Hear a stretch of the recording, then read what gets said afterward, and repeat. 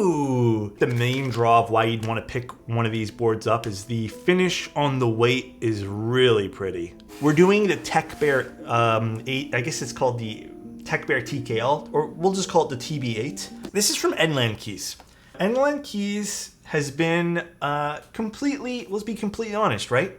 Enland Keys has been kind of, not on the fence per se, but they haven't had the best rep. Just because of some I would say even some minor and some major delays in their shipping and whatnot. A little sussy in shipping. I haven't had anyone tell me they've gotten scammed or anything. So there's that. They have told me they've been doing a better job, but I wanted to keep that transparent with you guys too, that even though they've done all this stuff now, they, and they seem like they want to get better and they seem like they want to make sure that they're doing good stuff. They did have a little bit of a history of that, but some other brands did as well, and we've, completely forgiven them, I guess. I believe in people doing better, and if you give them the chance to do better, and you don't just completely hold mistakes against someone. But as long as they've done the right thing, which they have, I've even been monitoring their Discord to see how they kind of react to customer problems, and they have been helping customers that have been doing that have been having issues with maybe past products and stuff like that too. So board is not going to cost a whole hell of a lot. So if we look at pricing for this board, it's going to start at $184, and I believe the most expensive configuration, if you just decide to go with the really fancy schmancy weight, is going to go up to $227. But the standard soldered 1.6 mil PCB with basic colors and a basic weight finish will cost you $184, which I think is a pretty good price. It does have some interesting features we'll take a look at as well. I think this board is probably going to be better for someone. I was looking at styling and stuff like that too, and just, what it has. It has, your standard kind of silicone gasket system inside. I think this might be great for someone who wants something maybe a smidge more premium. You get the nice carrying case, stuff like that. And I think they also have some really great finishes for the weights too. They got this PVD finish, they got this wavy kind of thing going on too. So there's some interesting weight finishes you can look at as well. So they give us some different plates today to take a look at. Although I think both of these might be the same. Can't tell, I'll have to open them both up. Ooh. So this is, I think, the main draw of why you'd want to pick one of these boards up is the finish on the weight is really pretty. Ooh, that is actually really nice. Wow. You know what? I have to admit the videos and photos did not do this justice. Wow. It's gonna be, the starting price is $184. And I love the fact that they didn't just stick that shit on the back of the keyboard and then go, yep, that's it. They have a bit of it on the front. Now, so styling wise, we have your standard kind of TKL layout over here, which is great. We love that. It does have the nice little accent over here, which hate it or love it. It's, I think I would have actually liked this to be more squared off personally. We got to remove all this stuff in the center here too. And I think this is where this might lose some people. I know this technically matches the badge in the front, so it does match it, right? I think maybe where this is going to lose some people is just how basic this is. I'm sure this is done to help reduce some pricing so you don't have to go super wild with CNCing. And you might lose some people with the word Tech Bear written across here. But again, I think the finish of the weight is really what's going to speak volumes of this keyboard. That looks fantastic. And then we have a recessed USB-C port, although it's very minor, but it kind of hides underneath the back lip of this keyboard. And the side profile on this is actually not super bad. It's your standard box-on wedge, but I think the taper here in the middle kind of gives it some character and definition. So it's a nice looking keyboard. And I think the other draw to this probably will be that it's a catch-ball system. And I just feel... whose balls are we catching? Huh?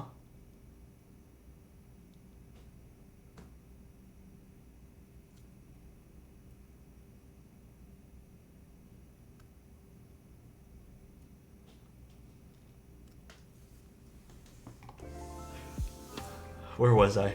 Damn, that was pretty good. I have to admit, Don, that was real good, dude.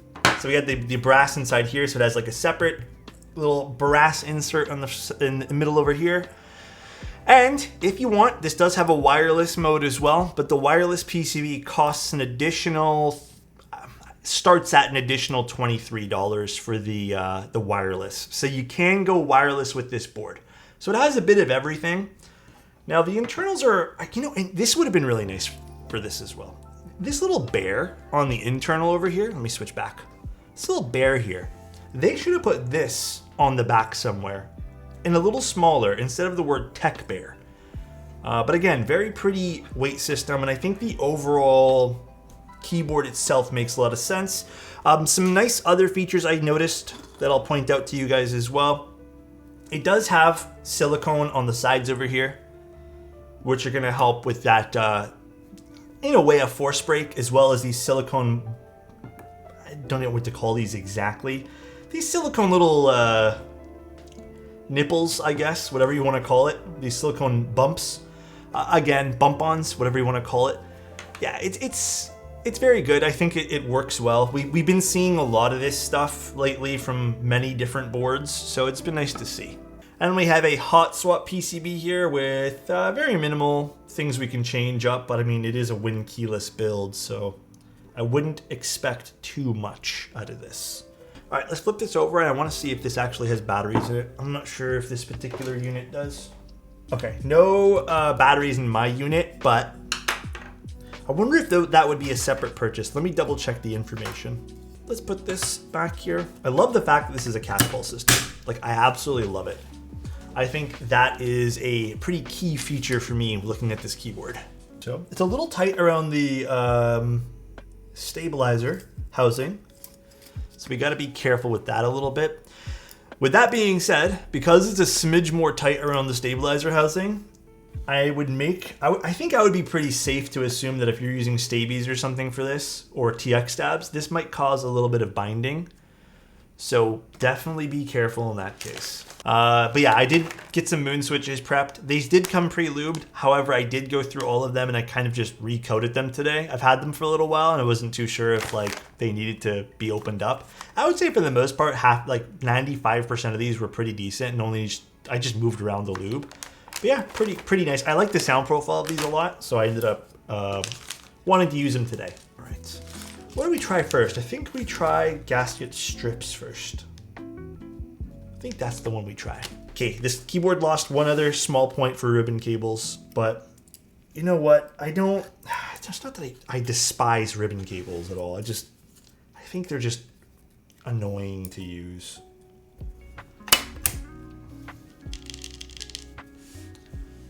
All right.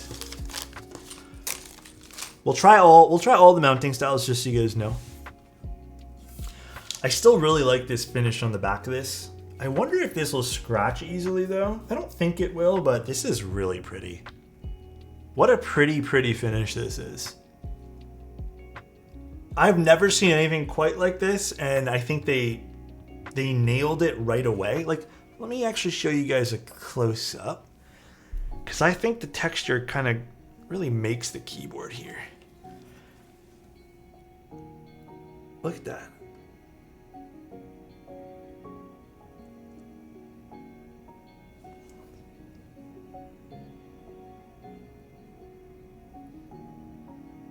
It's really neat, and it doesn't just stay on the bottom. They actually get an accent piece here in the top with the same ripple effect.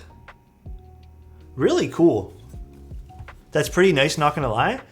Yeah, you know, I always say this, in today's market with keyboards, you really gotta set yourself apart, or at least adhere to some good standards and have a unique aspect to your keyboard. And I think this might be the big selling point to this. I mean, the pricing's decent on it. It's around 200 bucks. The front height seems a little tall. We'll measure that once more. Other than that, so far it's shaping up to be a pretty decent keyboard. I like the aesthetics of it. You know, side bezels are nice and thin. I prefer that usually.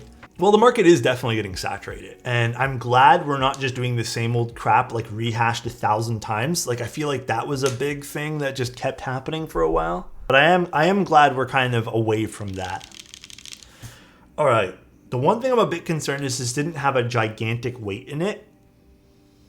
It is more on the outside. So one little design thing that I can say, pop this back open. Catch ball system is very nice on this, by the way. Definitely a plus. This is not really a giant weight. This is not really a weight at all, I'd say. But sometimes what happens is if it just has this thin piece of metal, which is just aluminum. I thought this might have been brass or something, but I think it's just aluminum as well. And the weight's on the outside. There's not a lot of like different densities going on and yada, yada, yada. So the sound ends up just reflecting right back at you. So we'll see if this does sound a smidge hollow. I'm hoping it doesn't, because the weight is on the exterior. Now, to find a decent keycap set for this. Stay the course? Yeah, let's stay the course today. Let's use Polybius on this. All right. So first attempt on this is going to be gasket. However, I do want to see what the the front height is in this board. So I do think a cherry lip would be very beneficial to this. It does look tall. It does kind of look like the Wuche keyboard a little bit with how tall it is, which is, again, it's not a terrible thing. It's preference at the end of the day. I personally find, here it is, that lower front heights equal more comfortable typing. You know, you don't have to float your wrists. But I guess let's see what this comes in at. 20 and a half. Yeah, 20 and a half, 21. 1 millimeter taller than, oh yeah, with bump-ons. No, I don't think, okay, can I show you guys? I actually don't think 20 is correct. Let me show you guys. Keyboard kind of stands in its own here. This is the front, right here. So where my fingernail is, there is a little, and this is the end right here. So I think 20 is, I should get a caliper. 20 is incorrect, because I would measure it from the top of the chamfer over here. It's also well, yeah, I know it's starting from 2. I don't have a number 1. It's worn off. I don't think it's 20. I think it's 21. 21 seems more accurate than 20. So we're using some moon switches, and then we're using an aluminum plate. There's no foam in this at all. This is the TB8 TKL. And this is the gasket configuration. Moon switches are nice.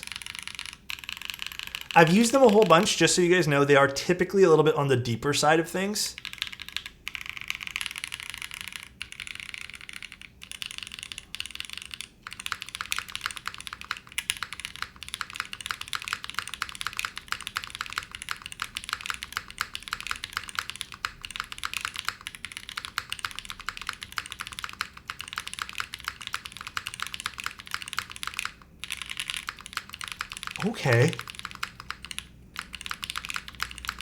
Okay, so this is actually pretty nice.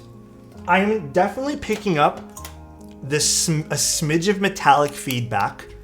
I think they're doing a great job of kind of making sure this case doesn't suffer from anything like needing to be force broken. I mean, they've really looked at that, which is great. A little bit of metallic feedback from the case. That's never a bad thing. I think when it's tastefully done, it actually enhances the keyboard, in my opinion. See what it sounds like with a cherry switch inside. Not too bad. Again, this comes in at around the $200 price point as well, depending on... Oh.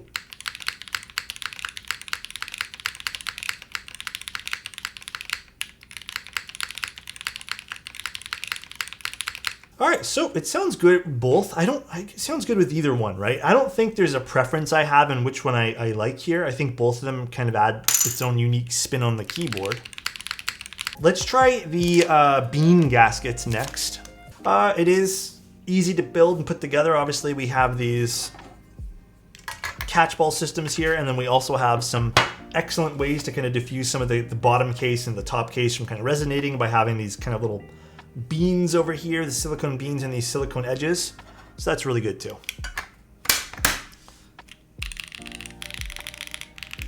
So this is the bean gasket system. Balls to catch. Don, every time, man. I appreciate you, Don. Hope you're having a great day, bro. Wish you'd diffuse on me? What the?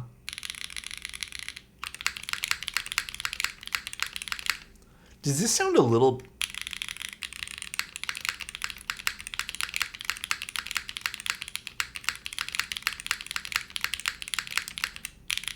You know, I like it more with this. That hollowness or that metallic noise I was sort of hearing was very faint. It's gone completely now. The bean gaskets are definitely winners in my book. Ooh, this sounds great now. All right, bean gasket, so far, I like the best. And now for the top mount, do we want to use these little gasket strips? Can we? Oh no, it looks like there's something in between there. We can't actually use them. Or is it just this one? Oh no, it's just that one. All right. If I had this build and you told me like what would you change to make this a better product, I would lower the front. So I would find a way to kind of restructure the internals here and lower the front a bit if possible. If not possible, at the very least, what I would probably do is I would redefine how the plate sits inside the keyboard, and then also change these screws. Overall, I wouldn't say there's no real like major issues with this board. I think it really comes down to your preference. I don't think this extra tab or this mounting point under the spacebar is going to make the world of difference. All right, aluminum top mount with moon switches. Can definitely hear some of that metallic resonance.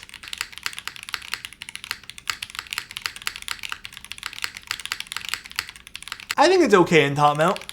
I think this would be better with a PC plate, to be honest. I like the modifiers better in top mount. And the spacebar has its own thing going on. It's different in top mount. It's not bad per se, but I think the board does look very pretty. I think it sounds good in most of its configurations. Again, top mount, maybe it's just the plate. You already know I'm not the biggest fan of top mount aluminum. Its shortcomings is really how tall it is. I know that's kind of funny to hear out loud, but it's just 21 millimeters, and you can definitely tell you have to float your wrist a little bit. But yeah, fun little offering, especially the price of this. I think it's very, very good. A lot of different options too, which is great too. It's fun to mess with for sure and has great quality. Yeah, and I think this board too, just because it does have pretty much the same feature set minus the magnetic daughter board, it's probably going to be very easy to play around with as well. Bye everyone, love you, see you later, bye-bye.